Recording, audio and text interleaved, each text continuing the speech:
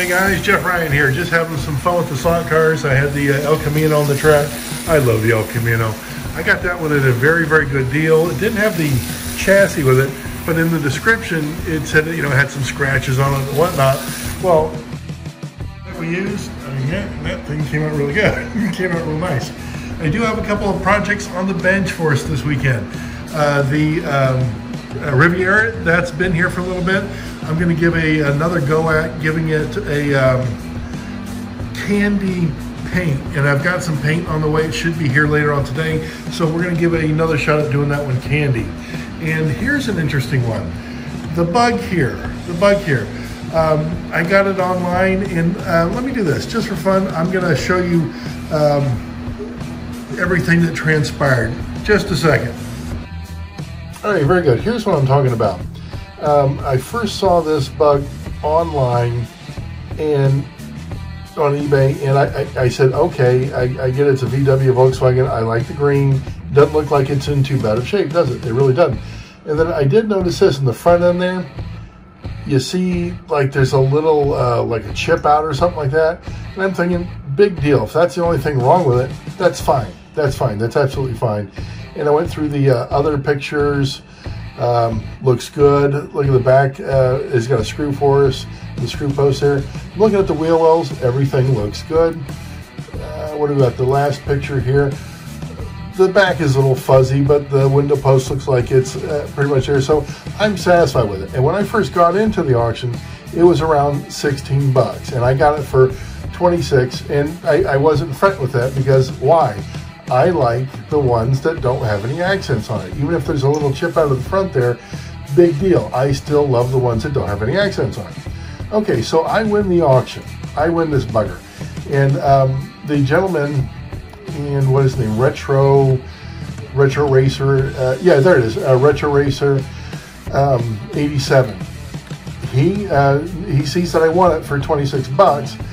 And what he did, he's very kind. He says, listen, before he ships it to me, he wanted to make sure that I knew everything about this. And he sent me 2 more pictures. Here are the pictures. He wrote me a nice little note. He goes, hey, listen, just so there's clarity on the back end of the bug, here's the pictures he sent me. Okay, so I really couldn't see this crack up here. I really couldn't see that, pardon me, in the pictures he originally sent. Couldn't see it. Let's look at the other one. Okay, clearly shown here, the back there where the engine goes, that's obviously cracked. So I'm thinking I can fix that. We can glue it. We can do something with it, right? We can do something with it. And he says, listen, if you don't want to go through with the transaction, he's offering to give me a discount or my full money back. And I can't believe it. I can't believe it. What integrity. The guy says, hey, listen, he knew that the pictures weren't completely showing everything. He took some more pictures for me. He gave me a chance to opt out. He also gave me a chance to get a rebate. I took him up on it because when I got into it, it was around like 16 bucks, and I told him that. I said, hey, listen, I would be comfortable around the $16 mark, and he gave me a $10 rebate and showed it to me. So this Retro Racer 87, high integrity. If he has anything on eBay, guys, he's a man of his word. He did very good by me. All right, let's go back up to the bench.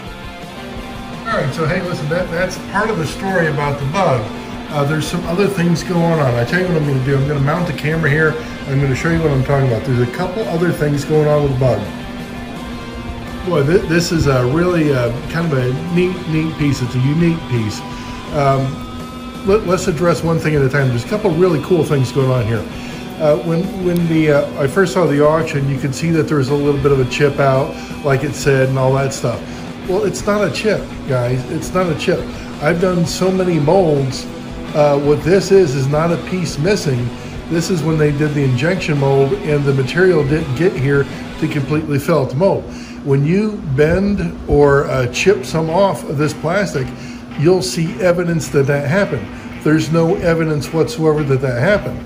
So Aurora probably saw that, hey, this is one of the ones that isn't up to their standards, and I'm quite certain it probably ended up in the dumpster, and somebody got it at a dumpster. because that is not a crack, that's not a chip, that is not enough of the product going in there, the plastic, when they're doing the injection of the mold. Now here's another thing, kind of interesting, and you'll find that this happens. If they don't mix the resin well enough, you'll get what they call swirls in it. Now they're very light, they're very faint, but there's swirls in the resin on the top there. And if you look, I wish I could get the light on it just right, but in the back here, it's much darker. It's not dirt or anything, it's not dirt or anything. It's, again, the resin wasn't mixed just right.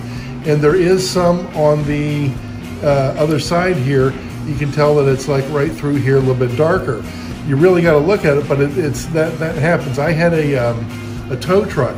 It was grossly obvious that, you know, the resin wasn't mixed well enough. And what I'm thinking is, if it isn't mixed well enough, does that lead to like how easy the stuff will crack or what, you know, whatnot? But anyways, it's really neat. I like the fact that it's not a chip. I like the fact that it doesn't have a little piece there that it should have. And the swirls, it tells me that Aurora didn't mix it, or whoever's doing the mixing didn't do it just right. And I know that happens. I know it happens. Okay, the back end here is very fragile, so to speak. It's very thin to begin with, and I got to get that screw out. When I first got it out of the box, I tried to do it with my hand. I couldn't budge it, and I don't really want to do it with my hand. I want to do it with a screwdriver, because when I put a little bit of torque there, it widens that crack. So what I intend to do is I'm probably do it here in front of the camera. I'm going to hold just the screw post part and see if I can get it off. Yeah, if I get a good grip on it. Now let me get it, because I couldn't do it with my fingers. There's no way that thing was moving. Okay, boy, it's in there. Okay, no, we got some. There it goes. Okay, good. There it goes. Wow, okay, good. That probably hadn't been moved for years. But if I would have tried to do that and torque it, that whole screw post would have just busted out of there. Okay, so what do we have to do? What do we got to do? You guys know I like to wash them, so we're going to do that first. Then we're going to get the VRP, and it's around here somewhere. Thought it was on the bench. I guess I got to go get it. But the VRP, guys, it does such a good job at putting a high luster on your plastic. It really does. We'll do that after a bit. And plus, what do we need? The bumper. I know I've got a couple of bumpers. I've got the front and back bumper. I know I got a longer screw for the front screw post. I don't think I have a windshield. I really don't think I have a windshield. I will double check. Plus we need like a guide pin, a chassis, that kind of stuff. So let me scrounge up some parts and we will go from there. Guys, I know I talk about the VRP from the chemical guys. It is just an excellent product. I got that out, shook it up a little bit ago. I got the chassis force. I know the chassis works. I've had that in my bin for a bit. And I got the long screw, got the screw that we got from the back, got a guide pin, and the front and back bumpers. And boy, they look good. I know I say this a lot, but Rather Boring on eBay, he's the guy that started the model motoring years ago. And if you want to get some high quality reproduction stuff for these old slot cars, Rather Boring on eBay does some awesome work, and they ship stuff out right away. They are absolutely top notch. Okay, so I got all the parts. Time to clean this bugger up. I'm going to go to the sink, wash it up. I'm going to get a little bit of the dish soap. And I got a very soft toothbrush. It's kind of like a baby's toothbrush. And I'm just going to go ahead and get it all cleaned before we put the VRP on it. All right, I'm here at the sink, and just a word of caution is always have one of those little drain catcher things there, because I know I'm not using small parts, but if you're doing like the screws, or if you're doing any type of the motor parts, anything like that, always use one of those things. The toothbrush, I can say it, that I got is like a baby's toothbrush. It is very soft. I'm just going to use some of the dish soap that we have. Use some warm water, and this thing should come real clean. All right, just got it out of the sink, and one thing it's still a little bit wet in there. One thing I say over and over is always wick out the screw post there. Always go ahead and get that out of there. Last thing you want to do is have a little bit of residual water and in there, then put a screw that's going to rust. You know, that's not a fun game to play. So always wick out the water. You're going to stand a better chance of not having it rust and oxidized. All right, let me do this. I've got some more to do here. I'm gonna just wipe it off my shirt real quick. It does look better cleaned up. I'll tell you what, when we get the VRP on it, it's going to luster and look really, really good. First thing I want to address before we get the VRP on there is the crack in the back there right near that screw post. I'm thinking about putting a little bit of the Gorilla Super Glue right there and just letting it set for a bit, and then go ahead and making sure it's good and dry, then go ahead and put the VRP on it. So let me go ahead and get into the Gorilla Glue there real quick. Just put a little bit of the Gorilla Glue in there, and we're just going to let it set up for a bit. Got some fuzz on the screwdriver there, but I don't think it takes very long to set up. I'm just going to set it aside. Very good. It's been a little bit, and I just checked it before I sat down, and it is good and dry in there. All that Gorilla Glue is good and dry. Let's check the integrity back here, though. See what we get. Oh yeah, yeah, much better. Yeah, no, that's good. That's good. Okay, good. It is VRP time, guys. What I do is I get the VRP. I spooge a little bit of it on. I'll do that here in just a second. And I just wipe it in with a towel all over the place and set it aside and just let it dry. When we get the VRP off, buff it out and everything, it is like a high luster on the T-Jet body. It's absolutely awesome. There we go. I just got a couple of drops on. And again, guys, I just apply it all over the bug there is what I do. I just, just kind of rub it in very, very gently. I know some of it absorbs in the towel there, but I got a ton of it on here. Got a ton of it on. So it's just that easy. It's just that easy.